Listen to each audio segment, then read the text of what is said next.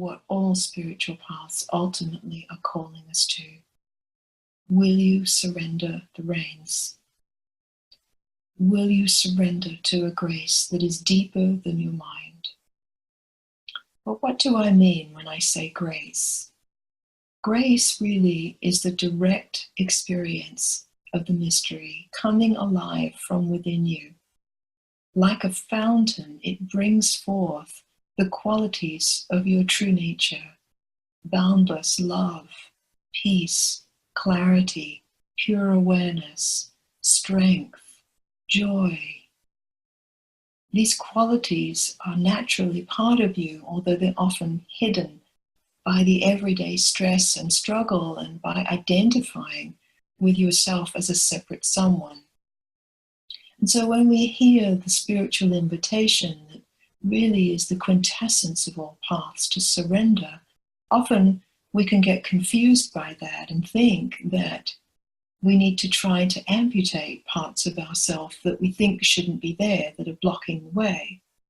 And while it's true that deep spiritual work does involve clarifying our consciousness and learning to let go of the grip of control and fear and commentation and so much inner noise and conflict, ultimately it's a matter of ego relaxation, not ego annihilation, that really does the job. And so when we learn to practice ego relaxation, grace, the living presence of the mystery, the fullness, the love, it comes forth from within us, but in different ways. It comes forth as grace as the ground of our being. We recognize that we are in and part of grace always. We are never out of its operation.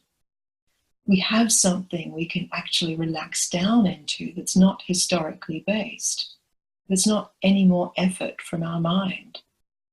Grace is also the blessings that come as gifts that nourish and inspire our soul, but that also give us the precise challenges to grow us and deepen us on the path.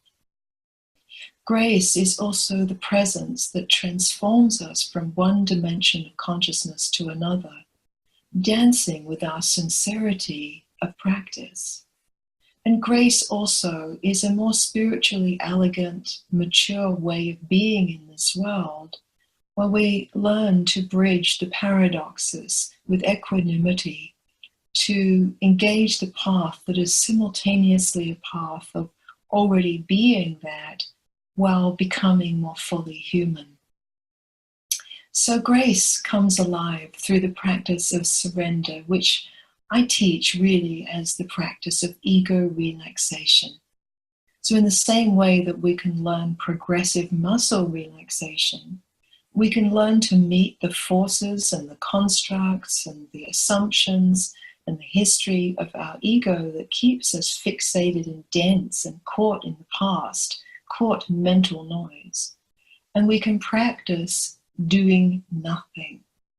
Now, this sounds like such a paradox, and it is really, but it's actually quite possible to meet all of the forces within us and not pick up a single defense, but not leave the premises. To truly open our heart to everything with love and to learn to just be there. This is actually a very simple and a very advanced and an extremely efficient spiritual practice that brings the dynamism of grace online to transform us, to open us into deeper dimensions of what we really are, to connect us with the qualities that we need to walk the path more substantially and thrive and be of benefit in our world. And it doesn't mean that we don't engage spiritual practices.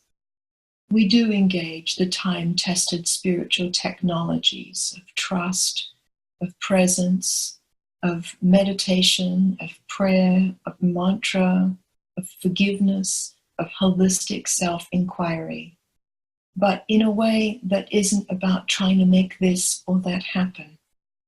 We engage the practices, recognizing that it's grace that lifts our veils.